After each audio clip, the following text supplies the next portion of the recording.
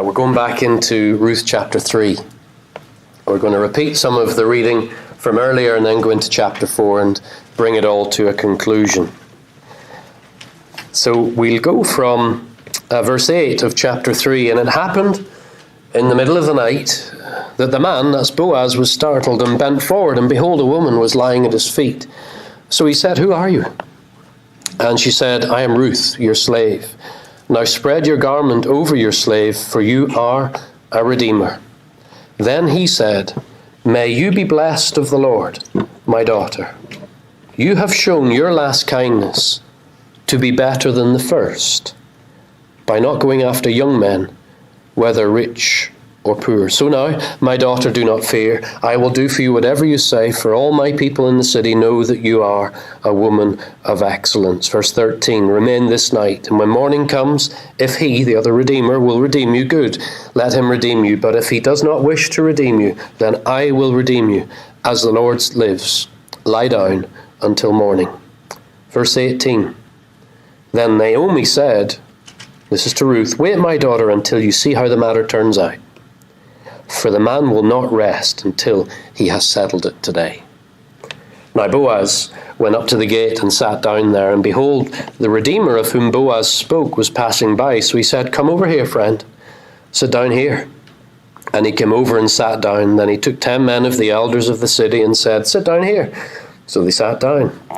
And he said to the Redeemer, "Naomi, who has returned from the land of Moab, has to sell the plot of land which belonged to our brother Elimelech. So I thought that I would inform you, saying, buy it before those who are sitting here and before the elders of my people. If you will redeem it, redeem it. But if not, tell me so that I may know. For there is no one except you to redeem it, and I am after you." And he said, "I will redeem it." And then Boaz says, "On the day you buy the field from the hand of Naomi, you must also acquire Ruth the Moabitess, the widow of the deceased, in order to raise up the name of the deceased on his inheritance." Then the Redeemer said, "I cannot redeem it for myself, otherwise I would jeopardize my own inheritance. Redeem it for yourself. You may have my right of redemption, since I cannot redeem it." Now there was the custom in former times in Israel concerning the redemption and the exchange of land to confirm any matter. A man removed his a sandal and gave it to another, and this was the way of confirmation in Israel. So the Redeemer said to Boaz, "Buy it for yourself." So he removed his sandal. Then Boaz said to the elders and all the people, "You are witnesses today that I have bought from the hand of Naomi all that belonged to Elimelech and all that belonged to Chilion and Mahlon. Furthermore, I have acquired Ruth the Moabitess, the widow of Mahlon, to be my wife, in order to raise up the name of the deceased on his inheritance, so that the name of the deceased will not be eliminated from his brothers, or from the court of his birthplace. You are witnesses today." And all the people who were in the court and the elders said, "We are witnesses. May the Lord make the woman who is coming into your home like Rachel and Leah, both of whom built the house of Israel, and may you achieve wealth in Ephrathah and become famous in Bethlehem. Moreover, may your house be like the house of Perez, whom Tamar bore to Judah, through the descendants whom the Lord will give you by this young woman." So Boaz took Ruth, and she became his wife, and he had relations with her. And the Lord enabled her to conceive, and she gave birth to a son.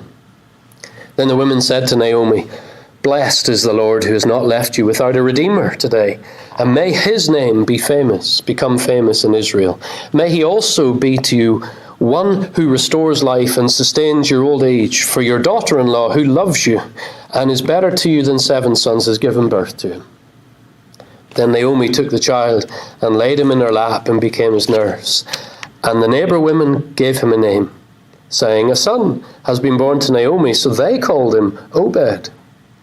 He is the father of Jesse, the father of David. Now these are the generations of Perez.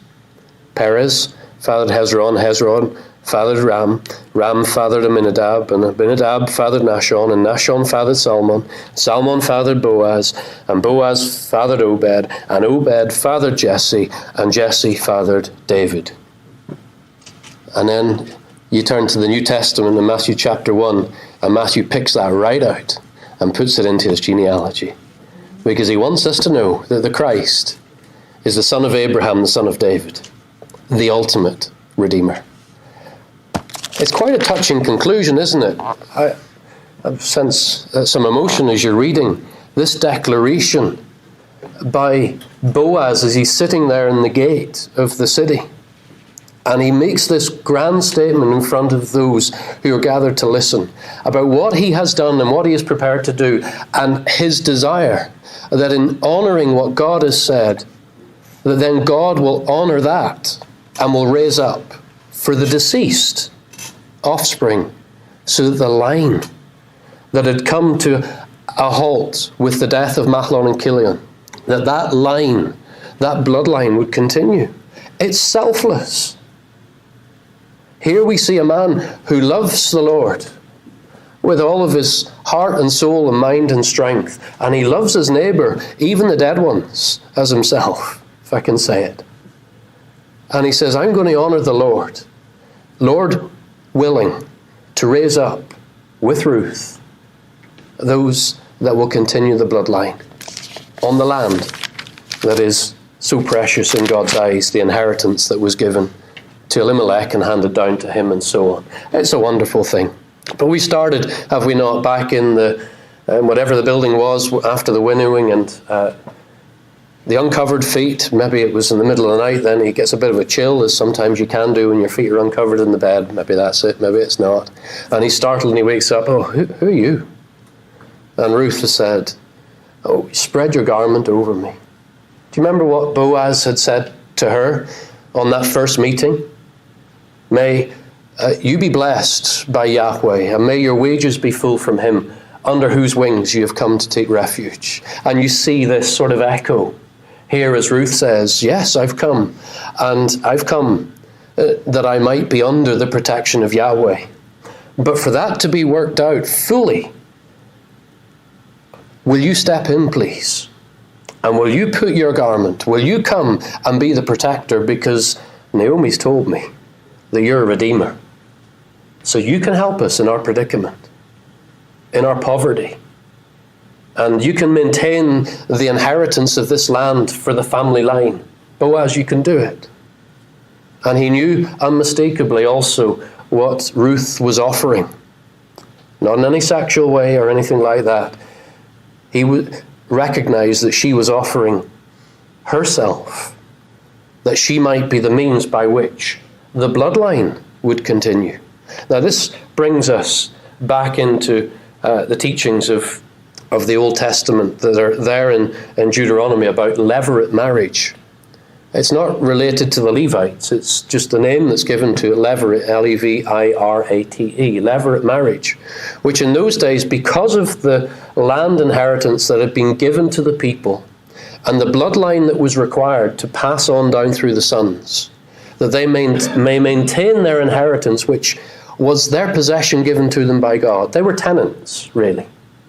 It was God's land, and he gave it to them. But he said it's also your inheritance, which speaks of something yet future to be ultimately fulfilled. We don't have time to go down that little path. But that levirate marriage was that if a man had married someone and he dies before they have a son, then the brother was to come in, or the closest male relative was to step in, with the intention of fathering another son, who would be counted as the son of the deceased, wouldn't be counted as the son of the one who would have relations with the wife who had been bereaved. It was a selfless act to do that. And Ornan, isn't it? When he was supposed to do it with Tamar, interestingly, he didn't do it. And the Lord struck him down because he did not honour the Lord. He failed to do his Onan. He struck him down because of it. But here is a man that we've already seen, Boaz, the man of excellence, who honours the Lord in the way he conducts his affairs with the reapers and the workers. Now just go through the field once and leave enough. And make sure you leave some for Ruth, because she's a woman of excellence. And then you see him in response to this appeal, this further appeal on Ruth's part to lay hold of the law She says, look, you're a redeemer here. You can buy the land, redeem it before it's lost to the family line, but so that the family line might continue. Take me as wife and raise up a descendant for my deceased husband, Mahlon. And the older man, Boaz, he must have been an older man. There's just hints throughout the text when he says, my daughter, and so on. And later, as we read in chapter 4, there's the reference to the descendants whom the Lord will give you through this young woman. This is a wonderful thing. But did you notice what he said to her? Look at chapter 3 again, verse 10. You have shown your last kindness to be better than the first by not going after young men, whether poor or rich. Here was Boaz, having seen the kindness of Ruth in her commitment to Naomi, which flowed out of her commitment to Yahweh, her God now, to come to the people in the land of God's dwelling place. And that was a great kindness on her part. But here she offers herself willingly to this older man so that there might be the continuation of the line, that the land would be purchased and the bloodline that possessed the land would continue. Wonderful thing that she was offering. And he recognized that. This kindness is greater than what you've shown to Naomi. This is a big thing. Here is this woman who loves the Lord, who also loves her neighbor, and she willingly gives herself to this man. And the man's not going to let it rest. First thing in the morning, he goes to the gate. Now, the little towns I've not been. I'd love to go to the Holy Lands and see what it's all about, but it's not been possible just yet. But apparently they say that back then the streets would have been so narrow in through the houses that the place where you would come together to do your business dealings was known as the gate. So it was a more of an open space where you could gather people. And he goes and he sits there. And he's a man of the gate. He's a man who has a reputation and a standing in society as a man of excellence in that place. And as the closer Redeemer that he must consult, as the closer Redeemer comes past, he says, come over here, you. That's essentially what it says. My Bible says friend, but it actually says, come over here, you. That's what it means. And what is really interesting in this text is that Redeemer is never mentioned by name. When you have all of the other characters mentioned by name, with those names having such important meaning, this one who did not honor the Lord in following through what was expected of him, he's nameless in the text. We don't hear anything more of him. That's maybe a little lesson for us as well. Let's honor the Lord and have a name for honoring the Lord. Just leave that one with you to think over. So, you, come over here. Sit down. And then he says to the 10 elders, right, come and listen to this.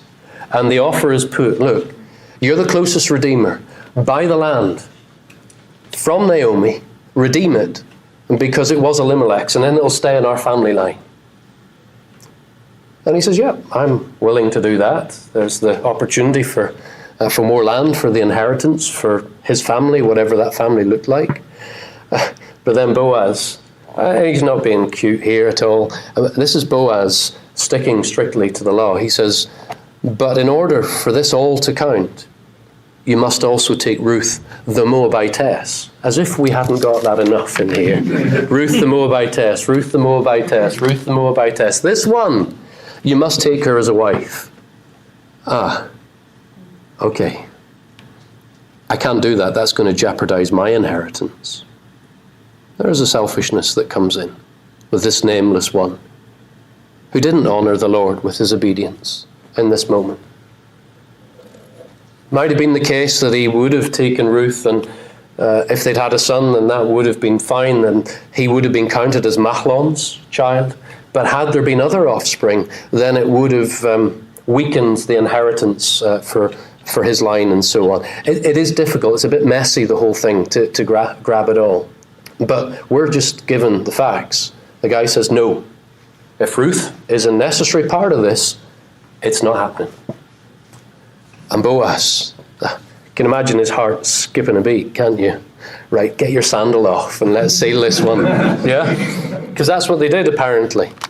It's interesting that there is a situation in the Torah where when a woman was not treated as she should be, they take sandal off and throw it or hit the man with it and so on. You can go off and look at that one. I don't think it's the same thing here, but there is this handing over of the sandal. And it's not clear who hands over the sandal to whom. But there's just this confirmation. That's the point, isn't it? It's this confirmation. Boaz had said, you must acquire Ruth, the Moabitess, to raise up the name of the one who has died. No. Okay. Let's exchange the sandal. Okay. And then you have his speech. Verse 9, let's read it of chapter 4 again. And Boaz said to the elders and all the people, you just have this scene, don't you, that what started with, oh, you come over here, and then the 10, they come, and suddenly there's this discussion that happens, and people are stopping, oh, this is an interesting one. Okay, oh, he said no. All right. And, oh, they've exchanged the sandal, and so on, and you have this crowd here, and he says, and it's hard to read it without filling up, you're witnesses today that I have bought from the hand of Naomi all that belonged to Elimelech and all that belonged to Kilion and Mahlon. Furthermore, I have acquired Ruth the Moabitess, the widow of Mahlon, to be my wife in order to raise up the name of the deceased on his inheritance, so that the name of the deceased will not be eliminated from his brothers or from the court of his birthplace. You are witnesses today, and all the people who were in the court. So this place where a judgment was ratified in this public setting, they said, yeah, we are witnesses. May the Lord make the woman who is coming into your home like Rachel and Leah, Jacob's wives, through whom the 12 tribes with their servant women, of course, in the mix. The 12 sons of Jacob become the heads of the tribes. A wonderful thing. It's a wonderfully emotive scene, isn't it? We don't know if Ruth was there watching. We don't know if Naomi was there watching.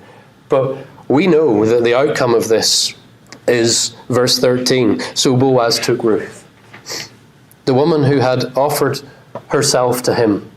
And they've known each other maybe for 3 to 4 months, because the reaping would have started with the barley, and then it went on for another 2 months maybe until the end of the wheat harvest, and then you have the winnowing during the summer months. So we're getting into an autumn wedding here. And that's what we're looking at. They've known each other for this period. The two people of excellence, as the scriptures tell us. She became his wife, and he had relations with her. And the Lord enabled her to conceive. That might be a pointer, to the fact that Boaz was an old man, and older than we might think. But here it is. There is this enabling by the Lord for her to conceive. The Lord had provided, as we said yesterday, the Lord had provided the crops that had started to come through in Bethlehem. And when Naomi heard about it, she set off, the beginning of the story. And here we have the Lord providing again, but in a greater way. This descendant, who was counted as the son of Mahlon. And then the women say to Naomi, blessed is the Lord, who has not left you without a Redeemer today. Now, who's the Redeemer in view here? I don't think it's Boaz. And may his name become famous in Israel. They recognize something in this male child. The Lord's provision. This one was going to continue the line. And Naomi, you're an older woman. But now, because God has provided, in a sense you can rest in peace. And she nurses the child, and she takes the child. And isn't it interesting? It seems to give the impression in verse 17. A son has been born to Naomi, so they named him Obed. Who's the they? It's a bit ambiguous. Was it Ruth and Boaz, or was it Ruth and Boaz in consultation with Naomi, or was it Naomi, or was it all the women? Whatever. This child was named Obed, worshipper. Interesting. Here's one who is the product of two people of excellence who were worshippers of the God of heaven, El Shaddai, the Lord Almighty. And in their circumstances that seemed like coincidence at times, God has sovereignly been working to continue his wonderful purposes of redemption. It is just wonderful. So you have then the decline and the spiral of decline where the book begins in the days that the judges ruled, with all of the political instability of the religious syncretism and failure and so on. You have shining out of that scene and that setting people who honour God with their day-to-day choices, and God honours them by bringing through that what ultimately will lead to Christ. What an encouragement to us. It is a remarkable thing. So we move, because we have it here, verse 17. So they named him Obed. He is the father of Jesse, the father of David. So this was written at a time when they already knew who David was. Greatest king of Israel. And this little story has been written with that intent, that we would move from the period of the judges when there was no king in Israel and everybody did what was right in their own eyes, and bring it to the king. The greatest king of Israel, who himself then is the great ancestor. The one to whom God had made the covenant promise. One of your seed will always sit on the throne. And that's the Lord Jesus Christ. Now, what is remarkable in all of this is that it's highly unlikely, in fact, impossible, that Naomi would have known anything of that. It's highly unlikely that Boaz and Ruth would have had any knowledge of that. As couples together, from various generations, with people in our families at various levels, this talk is about honouring God, serving the purpose of God in our generation, and doing so with a God-honouring obedience that is day to day in our decisions and choices, that influences others for his glory, for their good. And we would do that, not knowing what God might yet do 3 generations down the line, unless the Lord returns. But we do not know what will come. So you have the main characters in the story. They fade away. And the story then continues into 1 Samuel, and you're into a whole different set of people and individuals, and it goes all the way through that history for the next 1,000 years, until it comes to Matthew chapter 1, and it comes to the Christ. The people who honour God, God honours. So my encouragement as we conclude this is to recognise the privilege, but also the responsibility we have as couples, as parents, or future parents and grandparents and so on, or those who have influence on young people in the churches, that we do things like Boaz and Ruth and Naomi to some degree, and we do that to honour the Lord, to love him with all of our heart and our soul and our mind and our strength, and to love our neighbour as ourselves, as the Lord repeated was the pinnacle of what life is all about.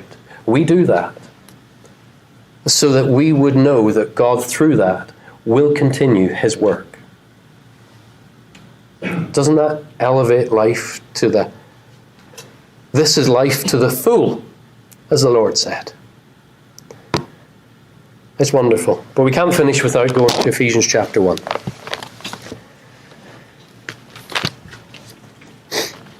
You thought I was going to say Acts 13 and 36, but it's Ephesians chapter 1. Acts 13 and 36 is that text that was spoken when they mentioned that David had served the purpose of God in his own generation.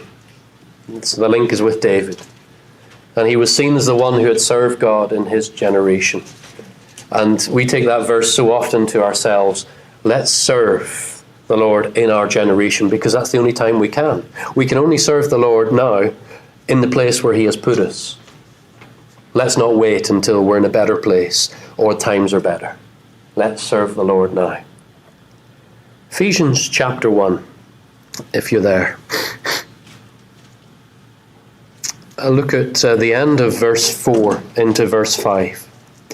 In love, he predestined us to adoption as sons through Jesus Christ to himself, according to the good pleasure of his will, to the praise of the glory of his grace, which he favoured us in the beloved. In him we have redemption through his blood, the forgiveness of our wrongdoings, according to the riches of his grace, which he lavished on us. In all wisdom and insight he made known to us the mystery of his will, according to his good pleasure, which he set forth in him, regarding his plan of the fullness of the times, to bring all things together in Christ, things in the heavens and things on the earth. And in him we also have obtained an inheritance, having been predestined according to the purpose of him who works all things in accordance with the plan of his will, to the end that we who were the first to hope in the Christ would be to the praise of his glory. There are linked themes in there we're not going to go to. The redemption that occurred in Bethlehem on that day is linked in ways with the redemption that was achieved through the Lord Jesus Christ. Colossians chapter 1 speaks of, in him we have redemption. He is the one who is our Redeemer. He has paid the price that could never be paid, so that someone in the dust, like us, spiritually, as rebels before a holy God, are lifted then to sit with the nobles of his people, to borrow from Psalm 113 again. And we've seen that, where in the book of Ruth, you take two women who are in the lowest place of destitution, and they come back, and through the faithful actions of all of them, as they honour God, there is the lifting of Ruth to this high place along with the man of excellence in Bethlehem. But that's only pointing us forward and takes us to David, and then on to the Christ. And that's where we must go in our minds as well. So take Ephesians 1 away and think that one over. It's a wonderful short story, one of the best that we can read and share with our kids and so on. It's been a wonderful study.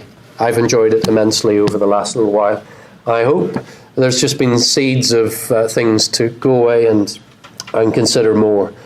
But the encouragement as we finish, which has been the encouragement from the beginning, is to see that to honour God in day-to-day living, to know his word, and not only to know it, but to do it, shines in the darkness of this world, and can shine in a way into other people's lives, so that they may be brought into the glory of knowing the redemption that is in Christ Jesus. And that can go on for generations in the Lord's will.